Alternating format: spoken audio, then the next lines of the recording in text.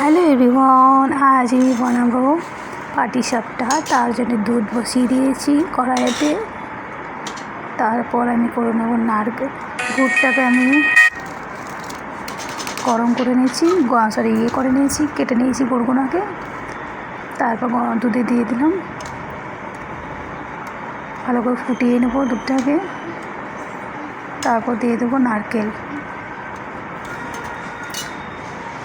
দেখে নাও। তারপর নারকেল দিয়ে দিয়েছি ওর মধ্যে।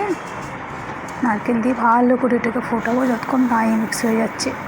তারপর দিয়েছি, গুড়টা একটু কম হয়েছিল, তারপর দিলাম আমি চিনি দেওয়ার পরে ওটাকে ভালো করে নাড়তে থাকবো।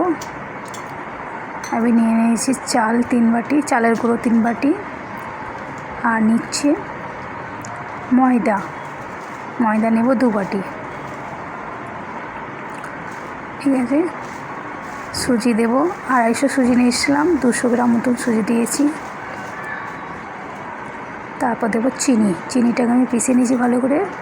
চিনিটা আমার একটু বেশি দেওয়া হয়ে গেছিলো, তোমরা যখন করবে একটু কম দেবে। তারপর একটু নুন দিয়ে দেবো। নুন দেওয়ার পর ভালোভাবে ওটাকে মিক্স করে নেব। তারপর গরম দুধটা, কুসুম গরম দুধ আছে, ওটাকে দিয়ে ভালোভাবে মিক্স করব। অল্প অল্প করে দুধটা দেবো, কারণ একসঙ্গে দিলে পাতলা হয়ে যেতে পারে। ওই জন্য আস্তে আস্তে দুধটা দিয়ে মিক্স করতে থাকবো। পুরো ভিডিওটা দেখিয়ে দিলাম, দেখো এরকমভাবে মিক্সটা হবে। ভালো করে ফেটানোর মধ্যে আধা ঘন্টার মতন এটাকে ঢেকে রেখে দেবো।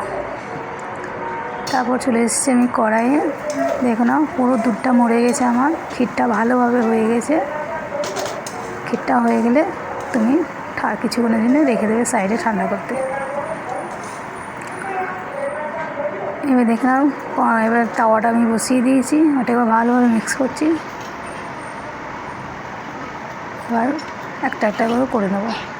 দেখে নাও, আমি আগে থেকেই করছি, পরে ভিডিওটা করছিলাম, বানিয়েছি। দেখে নাও, এবার নিয়ে ভালোভাবে ছড়িয়ে দেবো ব্যাটারটা। কিছুক্ষণ রেখে দেওয়ার পর পুরটা দিয়ে দেবো। পুরটা দেওয়ার পর একটা করে উল্টাতে থাকবো। চিনিটা একটু বেশি দেওয়ার জন্য উল্টাতে একটু অসুবিধা হচ্ছিলো। তোমরা একটু চিনিটা কম দেবে, তাহলে ভালোভাবে উল্টিয়ে যাবে। প্রথমে একটু অসুবিধা ছিল, তারপর কোনো অসুবিধা হয়নি, তার ভালোভাবে উঠিয়ে গেছি। দেখে না, ভালোভাবে সাইড করে একদম গোল করে দেবো। খুব সুন্দর লাগে খেতে, বানিয়ে দেখতে পারো তোমরা ঘরে। মধ্যে দেবো পুরটা দিয়ে দেবো, ঘিয়ে দিয়ে পাল্টি করে দেবো।